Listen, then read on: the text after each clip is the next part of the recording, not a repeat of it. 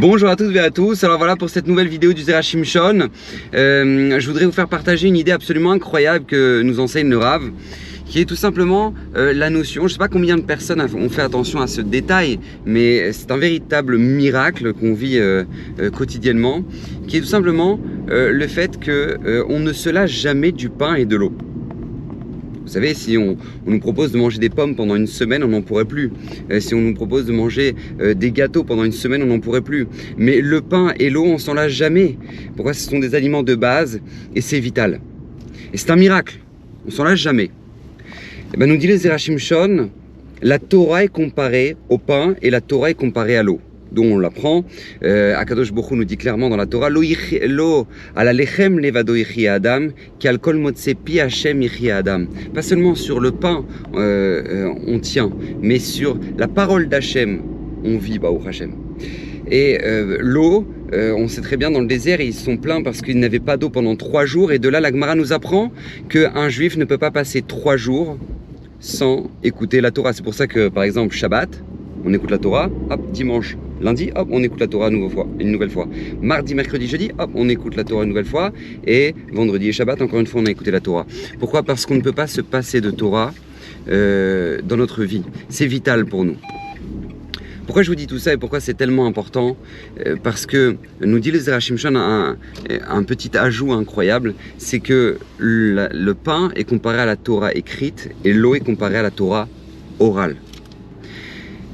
Ça paraît un détail, mais c'est tellement important parce qu'on ne peut pas dissocier les deux.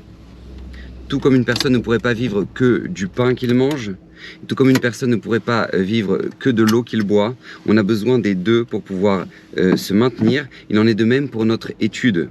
On ne peut pas se maintenir que sur l'étude de la Torah écrite. On a besoin de la Torah orale qui vient la complémenter, qui vient l'expliquer.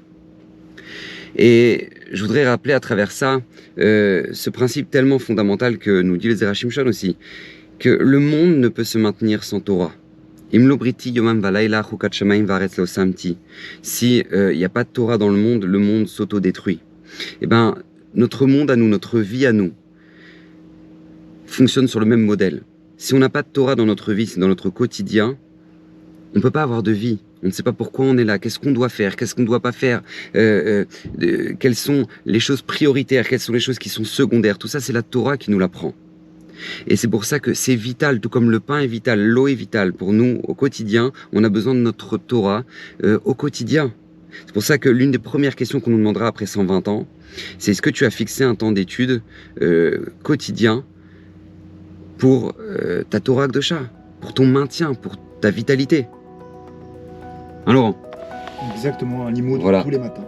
Laurent, organisateur de mes conférences à Lyon. Pas du tout, Laurent, il a juste l'honneur et le plaisir de recevoir Rav Shimon Gobert quand il vient à Lyon. Voilà, en plus il est modeste. Alors Laurent, toi tu travailles?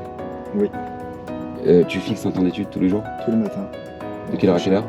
8h30, après l'avoir déposé les enfants à l'école, jusqu'à 9h15, 9h30. Voilà, 8h30 jusqu'à 9h30. Extraordinaire, non? Ça a fait de lui un homme extraordinaire. Je sais pas si elle est belle. Oui, je témoigne. Donc Baruch Hashem, c'est ce que nous dit le Zera Shimshon.